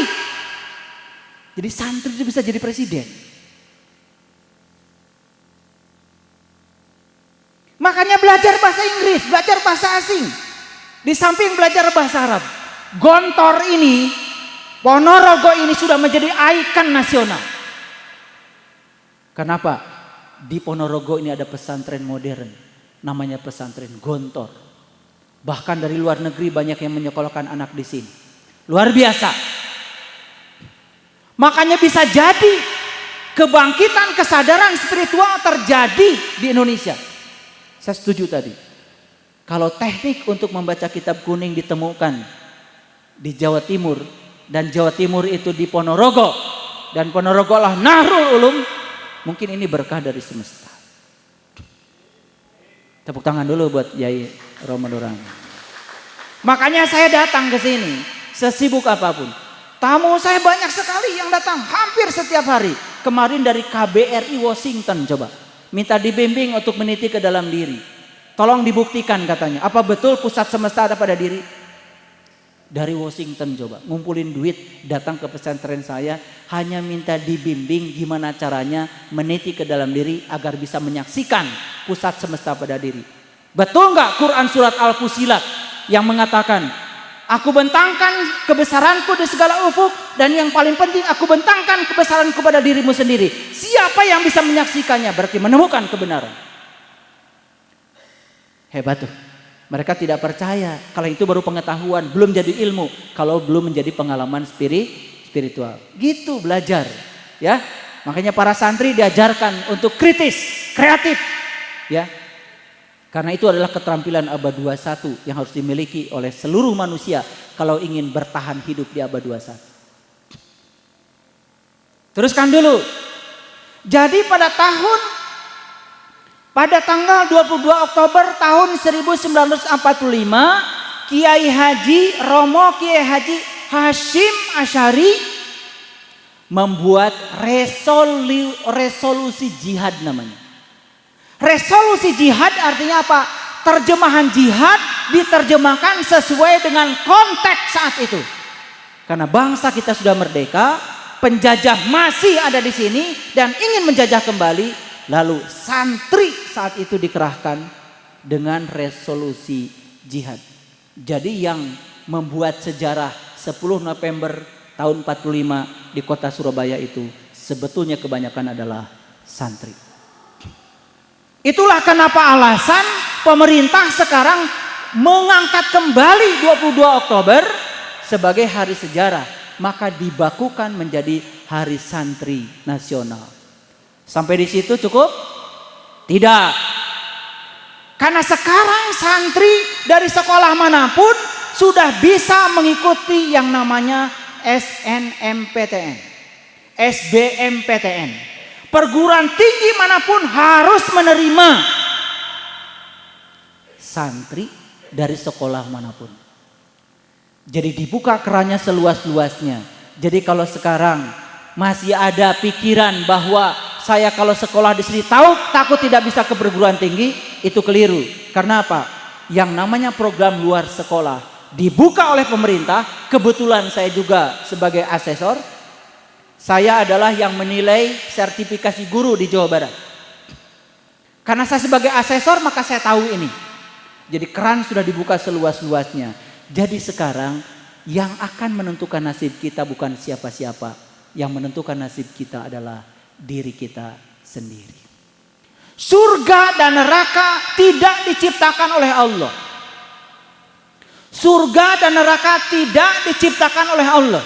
Bagaimana mungkin Allah yang Maha Cinta menciptakan neraka untuk membakar hamba yang dicintai?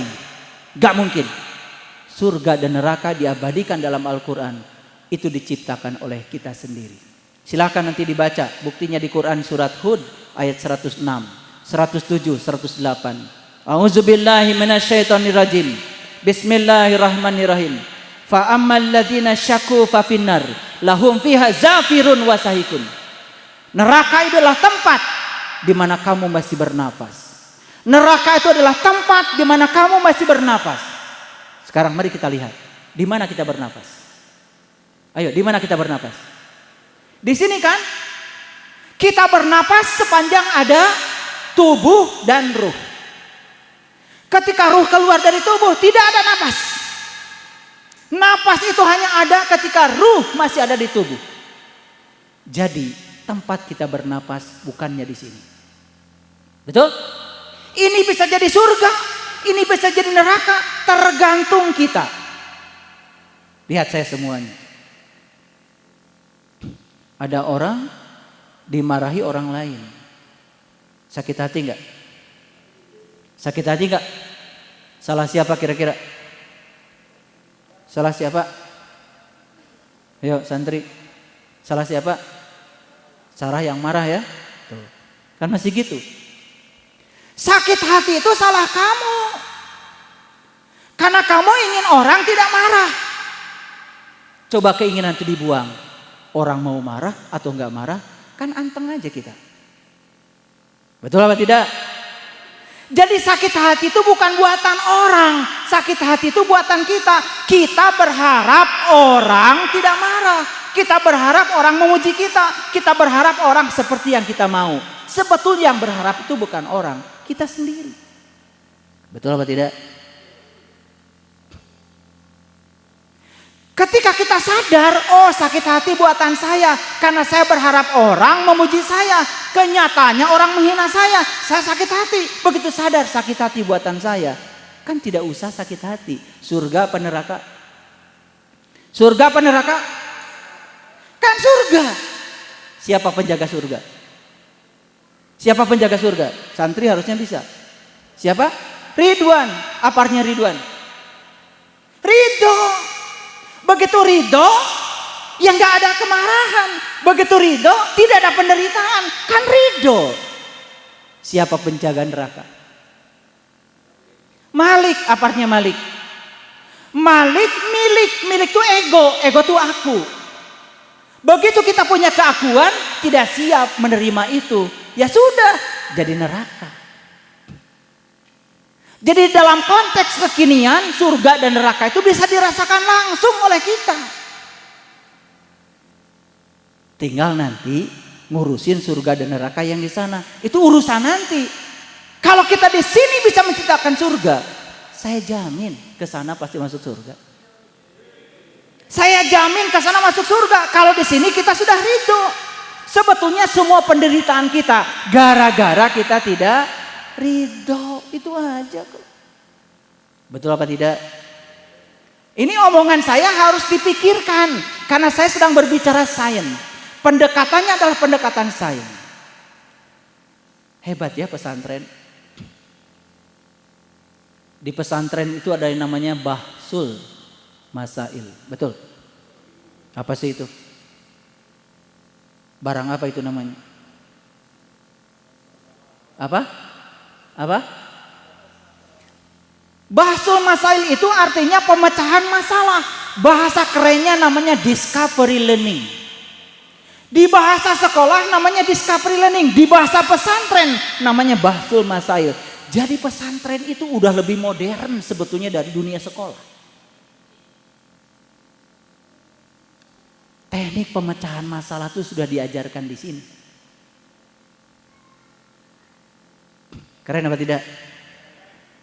Keren kalau kita tahu ilmunya.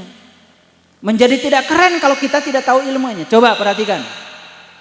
Pernah nggak lihat Yai ketika kita minta doa dikasih air? Pernah lihat? Pernah lihat? Tahu nggak itu alasannya kenapa? Belum tahu. Nah sekarang sudah terbukti. Ada orang di Jepang namanya Profesor Masaru Emoto. Keahliannya sama dengan saya. Bidang fisika kristal. Jadi air ini.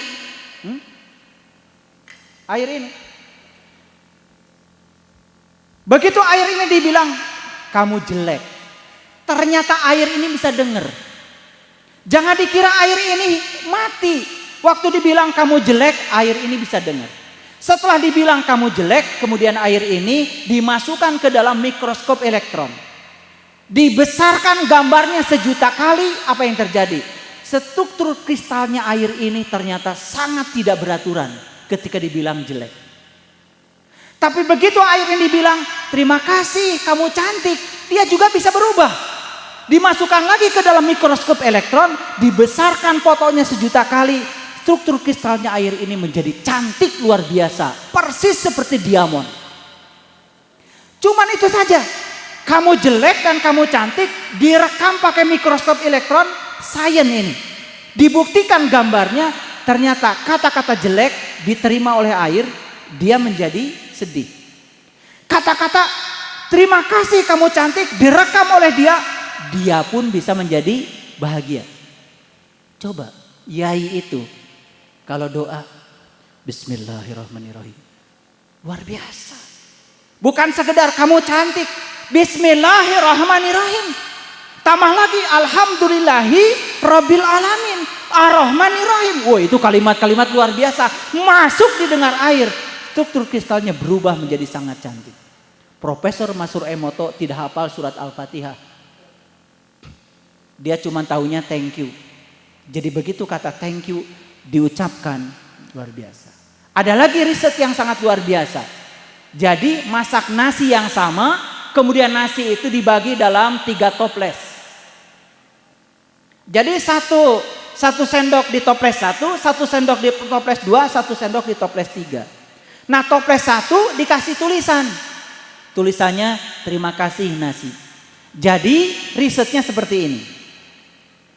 Toples 1 di sini. Setiap orang yang lewat ke toples 1 harus membaca terima kasih nasi sesuai tulisannya. Setiap orang yang lewat di toples 2 harus membaca sesuai tulisannya. Kamu jelek. Jadi dibaca juga. Nah toples yang ketiga sama sekali nggak ada tulisan. Apa yang luar biasa dari riset ini? Yang pertama kali membusuk ternyata toples berapa? 2? Salah. Ini hasil riset yang luar biasa ditulis dalam jurnal yang terindeks. Yang cepat membusuk toples 3. Tidak ada tulisan terima kasih, tidak ada tulisan kamu jelek. Ini cuma diabaikan saja. Ternyata diabaikan itu jauh lebih menderita. Jadi diabaikan itu lebih menderita. Makanya kalau pasangan suami istri masih berantem itu masih bagus. Berarti masih peduli. Coba kalau nggak diabaikan, kalau diabaikan itu. Diabaikan lebih menderita. Ternyata toples 3 jauh lebih membusuk daripada toples yang kedua. Risetnya awalnya hipotesanya toples kedua lebih cepat membusuk. Ternyata yang lebih cepat membusuk toples yang ketiga. Ternyata diabaikan tuh nggak enak. Jadi kalau orang tiba-tiba marah sama kita, berarti kita masih diaku. Daripada diabaikan, karena diabaikan tuh nggak enak. Ngerti maksud saya? Luar biasa. Saya bicara sains. Saya bicara sains karena saya sedang berbicara di lingkungan pendidikan. Pondok Pesantren Nahrul Ulum ini adalah tempat mendidik. Maka saya bicara dari aspek pendidikan. Kebetulan ya saya juga ahli di bidang itu. Karena saya memang asesor di bidang pendidikan. Bapak Ibu, luar biasa ya. Ketika sains dipadukan dengan spiritual, ternyata saling melengkapi. Benar kata Allah dalam hadis qudsi tadi, kuntu kanzan mahfian wa ahbabtu an urifa fa khalaqtu khalqan. Aku adalah suatu perbendaharaan yang tersembunyi. Aku ingin agar aku dikenali, maka aku ciptakan ciptaan agar dengan ciptaan kalian mengenali aku. Makanya di pesantren saya sekarang sedang dibangun namanya Pusat Kesehatan Holistik. Kenapa begitu? Ternyata saya menemukan hasil riset yang luar biasa. Kalau tubuh kita sakit, itu pasti jiwa kita sakit. Kontribusi jiwa yang sakit pada tubuh 50%, paling besar. Makanya gampang sekarang. Kalau orang sakit-sakitan udah jelas itu jiwanya kotor. Riset ini, yang melakukan riset ini namanya Profesor Kazuo Murakami, ahli bioteknologi. Bicaranya beliau bukan di masjid, bicaranya beliau bukan di musola, di laboratorium bioteknologi. Dalam jurnalnya beliau mengatakan, kalau orang itu sakit, pasti jiwanya kotor. Bayangkan, di laboratorium bicara begitunya. Berarti pakai riset ilmiah, setuju? Yang kedua, kontribusi sakit itu adalah pikiran yang kotor. Tetapi kontribusi pikiran terhadap tubuh itu cuma 25%. Bayangkan sekarang, kalau jiwa sakit, pikiran sakit, sudah berapa persen? 50 tambah 25%, tubuh kita sudah roboh 75%. Yang ketiga, kata Profesor Kazuo Murakami, penyebab sakit adalah hubungan sosial. Terlalu banyak putus silaturahim. Itu kan bahasa Quran. Duribat alaihimudillatu aina masukifu illa bihabli minallah wa habli minannas. Akan ditimpakan kehinaan kepada siapapun dimanapun dia berada, kecuali orang yang selalu menjaga hubungan dengan Allah dan menjaga hubungan dengan sesama manusia. Daripada memutus persahabatan cuma satu kesalahan, lebih bagus memutus satu kesalahan demi untuk satu persahabatan. Harusnya begitu. Coba sekarang, jiwa sakit, pikiran sakit, hubungan sosial putus, berapa persen? Berapa persen? 50 tambah 25 tambah 15. Berapa? Jadi orang yang sudah punya 3, jiwanya sakit, pikirannya sakit, hubungan sosialnya terganggu, pertemanan kurang, itu sudah rubuh tubuhnya 90%. 10% itu cuman pola makan, pola tidur, dan lain sebagainya. Kontribusinya cuman 10%.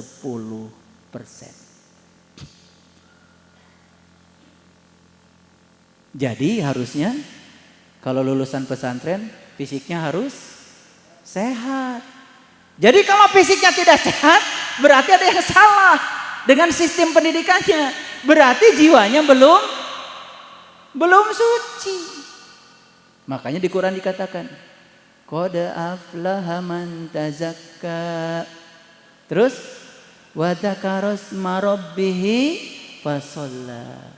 Beruntunglah mereka yang menyucikan jiwanya, karena mereka sudah bisa mengingat ismu Rabbi, sudah bisa mengingat zatnya Allah. Maka dia baru bisa sholat, fasolat. Gitu cara menerjemahkannya. Kan belajar ilmu nahwu sorof toh? Iya, nanti asah lagi. Ada lagi. Ya, qad aflaha man zakkaha wa qad khaba man dasa. Beruntunglah mereka yang menyucikan jiwanya, dan merugilah mereka yang mengotori jiwanya. Luar biasa. Saya sekarang menemukan alasan-alasan kenapa Quran mengatakan beruntung yang menyucikan jiwanya. Beruntung yang menyucikan jiwanya. Karena apa? Kalau jiwanya suci, maka fisiknya jadi sehat. Sekarang lebih detail lagi. Ada yang punya penyakit mah? Ada? Saya kasih tahu. Itu rasa cemasnya, rasa khawatirnya berlebihan. Hari ini punya beras, mikirin hari esok. Hari ini punya duit, mikirin hari esok. Lari ke masa depan terus. Pasti mah. Udah gak bisa ditipu lagi. Ada yang punya penyakit liver. Liver. Liver itu karena egois, pengen menang sendiri, merasa paling benar sendiri, tidak siap ketika berhadapan dengan kontradiksi. Pasti penyakitnya liver. Ada yang suka sakit kepala, stres itu segala dipikirin, yang gak penting pun dipikirin, itu pasti. Kalau gak kepala larinya ke jantung. Ada yang jantungnya suka berdebar-debar, ada kurang sedekah. Ini laboratorium bioteknologi yang ngomong, bukan saya. Ternyata gen manusia bisa diubah dengan dua. Satu doa, dua senyum. Bayangkan, dunia teknologi sudah merambah ke situ. Gen manusia itu bisa dirubah dengan dua. Satu doa, dua senyum. Bayangkan. Karena senyum menghasilkan hormon dopamin. Senyum menghasilkan hormon endorfin. Senyum menghasilkan hormon serotonin, meningkatkan daya imun tubuh. Makanya orang yang banyak senyum jarang sakit. Jadi kalau semua orang Ponorogo ingin sehat, sering senyum. Tapi jangan senyum-senyum sendiri. Bahaya itu. Malah itu harus dibawa ke rumah sakit. Kalau senyum nggak ada lawannya kan bahaya, ya. Tapi orang sudah senyum nggak senyum, wah itu pasti berat itu. Banyak penyakitnya. Ada yang punya penyakit ginjal. Penyakit ginjal berasal dari ketakutan yang mendalam terhadap kehidupan. Bayangkan coba. Semua, bahkan di Amerika ada yang Profesor Dr. Louis L. Hay. Dia bikin buku judulnya You Can Heal Your Life. Dia bikin daftar penyakit berdasarkan kesalahan jiwa dan kesalahan berpikir. Bayangkan coba. Nanti suatu saat mungkin rumah sakit bisa bubar semua. Karena apa? Rumah sakit hanya menyembuhkan orang ujungnya, akibatnya. Sedangkan pesantren bisa menyembuhkan orang dari sebabnya. Nih pesantren itu bisa menjadi penyembuh loh. Jadi kalau ini ini rasa cemas, rasa khawatir nih. Ini tauhidnya kurang bener nih. Kan tadi bicara akidah, betul? Tauhidnya kurang bener nih. Makanya Sujiwo Tejo mengatakan, kalau Anda cemas dengan hari esok, itu sudah menghina Tuhan. Dan menghina Tuhan itu tidak usah menginjak-injak kitab sucinya. Anda cemas dengan hari esok, itu sudah menghina Tuhan. Dan orang yang cemas hari esok,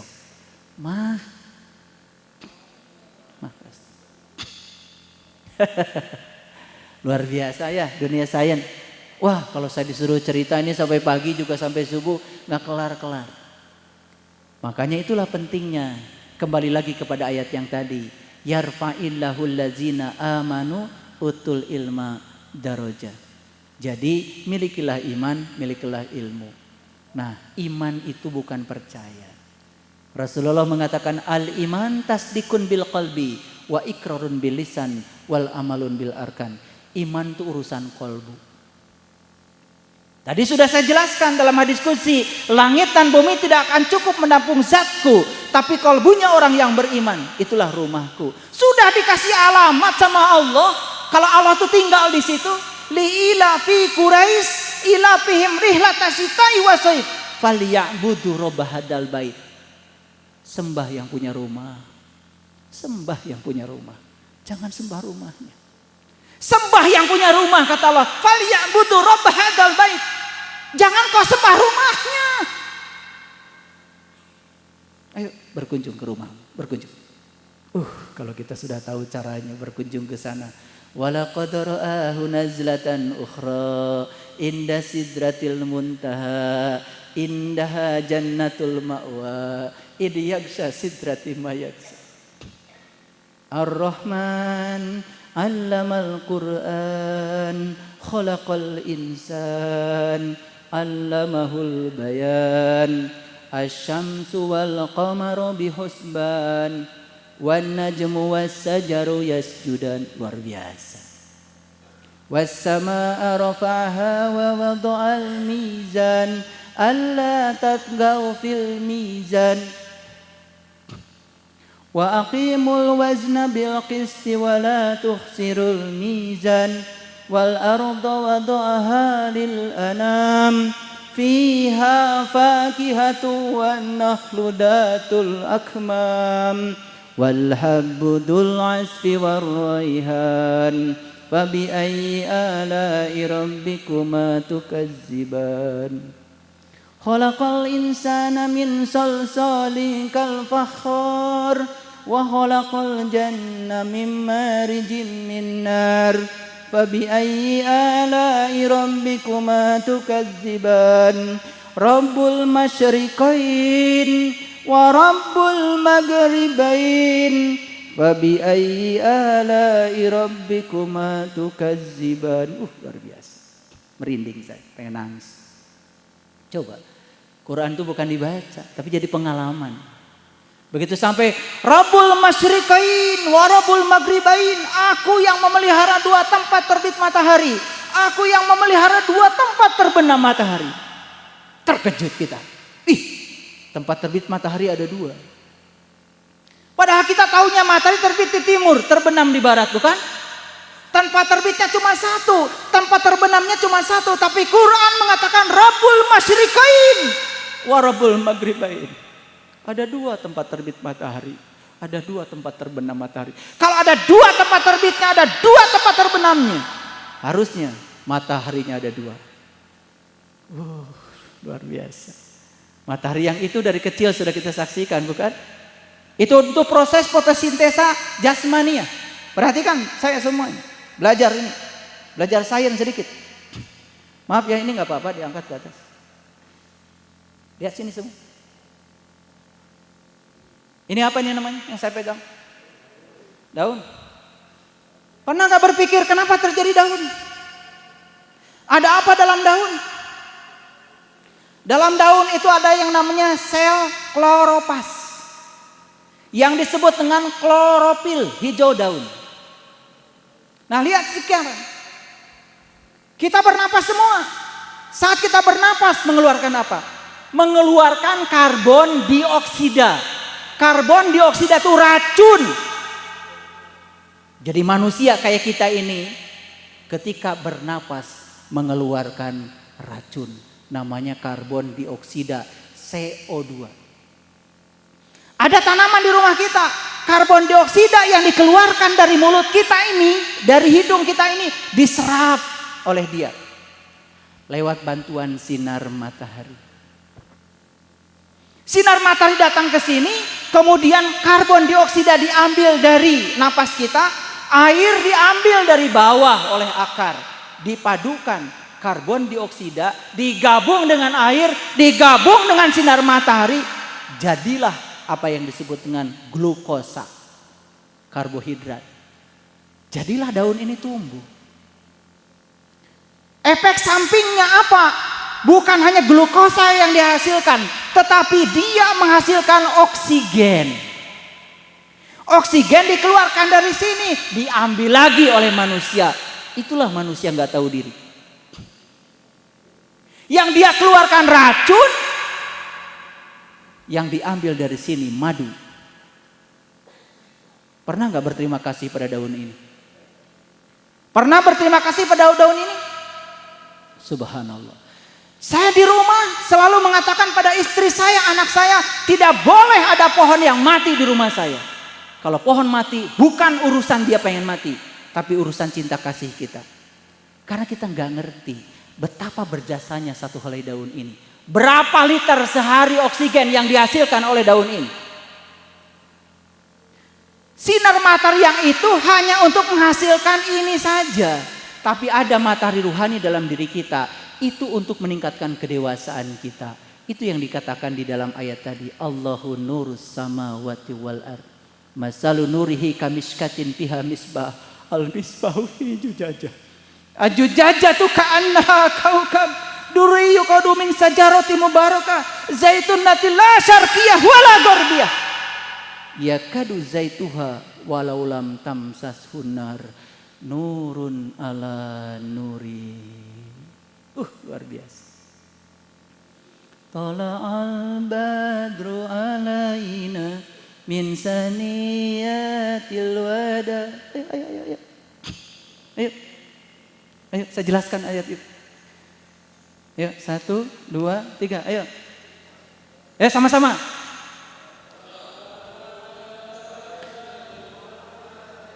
Ayo itu. Ulangi, biar semangat ya. 1, 2, 3. Silakan. Alaina min saniyatil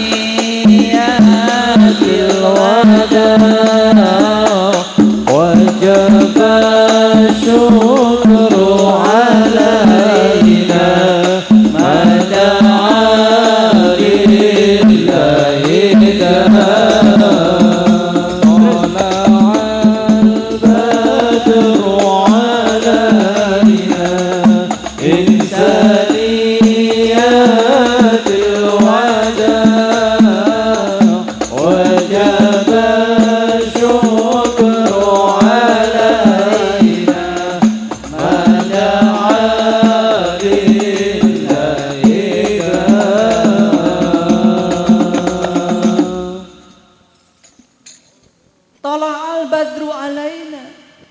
mada'a lillahi itu kelewat syukur kepada Allah. Masih ada orang-orang yang dihadirkan ke semesta ini untuk menjadi da'a, untuk menjadi pengundang, untuk menjadi pengajak. Makanya ad-du'a itu artinya bukan permintaan. Ad-du'a itu artinya undangan. Ad-du'a itu artinya ajakan. Jadi saya sekarang sedang mengundang kita semua. Ayo kita sadari, Allah bersama kita, lebih dekat kepada kita daripada urat nadi leher kita. Mumpung masih ada yang mengajak. Ud'u ila sabili rabbika bil hikmah wal mau'idah wajadilhum billati hiyas. Jadi kalau itu didalami dengan kesadaran, itu kan sebenarnya ungkapan rasa syukur. Masih ada orang-orang yang diutus ke semesta ini untuk menyadarkan kita. Masih ada orang-orang yang diutus ke semesta ini untuk mengajarkan nur ala nur kepada kita. Anta samsun, anta bajrun, anta nurun fauqa nur. Coba selami, siapa anta itu? Siapa anta itu? Apakah Rasulullah di zamannya? Sudah selesai. Anta itu harus ada di hadapan kita. Dan anta itu harus nyata di hadapan kita. Nih, ada Yai Holil, orang tua saya. Ada ya Romo Yai Nur Hamid. Luar biasa. Inilah anta itu. Masih ada orang-orang yang semacam ini ditakdirkan hidup bersama kita saat ini. Sowan minta ilmunya kepada beliau. Minta ilmu nur ala nur, supaya kita ini tidak gelap gulita. Maka di Quran dikatakan, barang siapa yang buta di dunia ini, lebih buta lagi di akhirat, dan jalannya lebih sesat. Subhanallah. Para hadirin, cerita ini saja bisa sampai 4 SKS. Coba perhatikan, ada akarnya di sini? Ada akarnya di sini? Kelihatan nggak? Di mana akar adanya? Di kegelapan, sembunyi. Tetapi dia bagian yang paling penting nggak dari pohon ini? Dia bagian yang paling penting dari pohon ini. Dia ngasih makan dahan, dia ngasih makan daun, dia membuat ini menjadi cantik. Tapi dia tersembunyi saja di bawah, dalam kegelapan. Bahkan kalau dia keluar ke tempat terang, pohon ini akan mati. Pernahkah kita belajar dari pohon ini? Pernahkah kita belajar dari akar? Lihat cara akar berbuat kebaikan. Sembunyi saja di kegelapan, tidak ada yang tahu. Walaupun dia yang paling berjasa. Itulah wujud dari alhamdulillahi rabbil alamin, segala puji habis untuk Allah, habis untuk Allah, gak ada buat saya. Masih ada orang bilang alhamdulillah, baca surat Al-Fatihah tiap sholat, kesinggung dikit marah, tidak dihormati marah, merasa diri siapa, susah hidup. Makanya lihat saya semua, puncaknya belajar itu cuma 4. Lihat saya semua, puncaknya belajar itu 4. 1, menjadi orang yang tidak tahu apa-apa. 2, menjadi orang yang tidak punya apa-apa. 3, menjadi orang yang tidak bisa apa-apa. Dan yang keempat, menjadi bukan siapa-siapa. Enak gak kalau hidup kayak gitu? Enak gak kalau hidup kayak gitu? Kalau kita tidak merasa siapa kan enak. Alhamdulillahi rabbil alamin, hasbunallahu wa ni'mal wakil, ni'mal maula wa ni'man nasir. Itulah pentingnya kita ngaji diri. Temukan jati diri. Fa idza sawaituhu wa nafahtu fihi min ruhi faqa'u lahu sajidin. Ketika aku sudah selesai menciptakan tubuhmu, aku tiupkan ruhku. Di mana ruhku sekarang? Ketika aku sudah selesai menciptakan tubuhmu, aku tiupkan ruhku. Pertanyaan saya, di mana ruhku sekarang? Di mana? Di mana? Di dalam diri kita.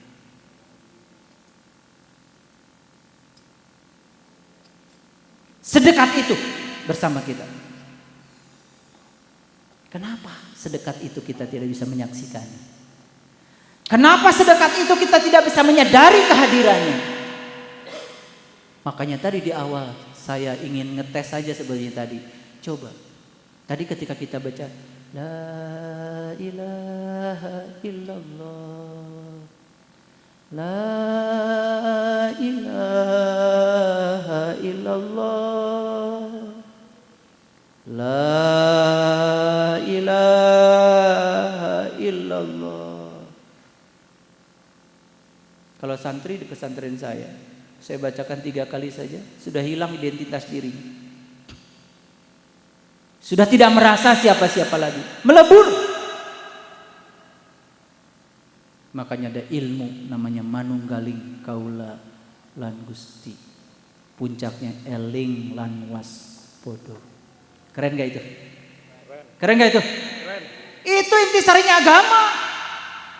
Makanya kalau orang sudah sampai di situ, tidak akan merasa paling benar dan tidak akan pernah menghukumi orang lain salah. Banyak sekarang, mohon maaf, mimbar-mimbar agama dijadikan untuk menebarkan kebencian atas nama agama dan Tuhan. Memecah belah persatuan dan kesatuan. Politik identitas menjadi sesuatu yang sangat membahayakan bagi bangsa ini. Karena apa? Mohon maaf, orang-orang yang tidak sadar ketika dibohongi, dia tidak pernah sadar kalau dirinya itu dibohongi. Makanya harus pintar. Ayo kita sekolahkan anak-anak di pesantren Al-Urum ini biar pintar. Dan saya menyediakan diri di depan Romo Yai Nur Hamim. Kalau perlu saya jadi konsultan di sekolah ini, saya dengan senang hati. Nanti kita bina dulu dari guru-gurunya, kita bina dulu ke siswanya.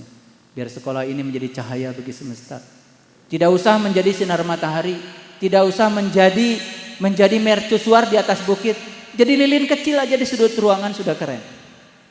Yang paling penting kita bisa mencahaya bagi semesta. Subhanallah. Itu saja barangkali dari saya. Karena lutut saya bilang udah katanya. Ini lutut suka bilang, karena sebetulnya tubuh kita itu bisa ngomong. Kata lutut udah katanya. Jangan banyak-banyak, yang penting diamalkan dulu. Semoga suatu saat Bapak Ibu semuanya bisa bertemu dengan saya di kesempatan yang berbeda. Bisa membuktikan semua yang saya omongkan ini menjadi sebuah kenyataan dalam diri. Karena agama itu akal dan tidak agamanya bagi yang tiada berakal. Saya mohon maaf di depan para yai, para sepuh, khususnya orang tua saya di sini ada Yai Holil, ada Yai Nur Hamim, Saya mohon maaf. Saya datang ke sini bukan mau menggarami laut yang sudah asin, sama sekali tidak. Saya cuma berbagi kegelisahan saya saja. Semoga bisa membaca semua kegelisahan saya. Sehingga ini bisa menjadi titik tolak untuk mengalami kebangkitan spiritual. Sadaqallahul adzim, barakallahu li wa lakum. Assalamualaikum warahmatullahi wabarakatuh.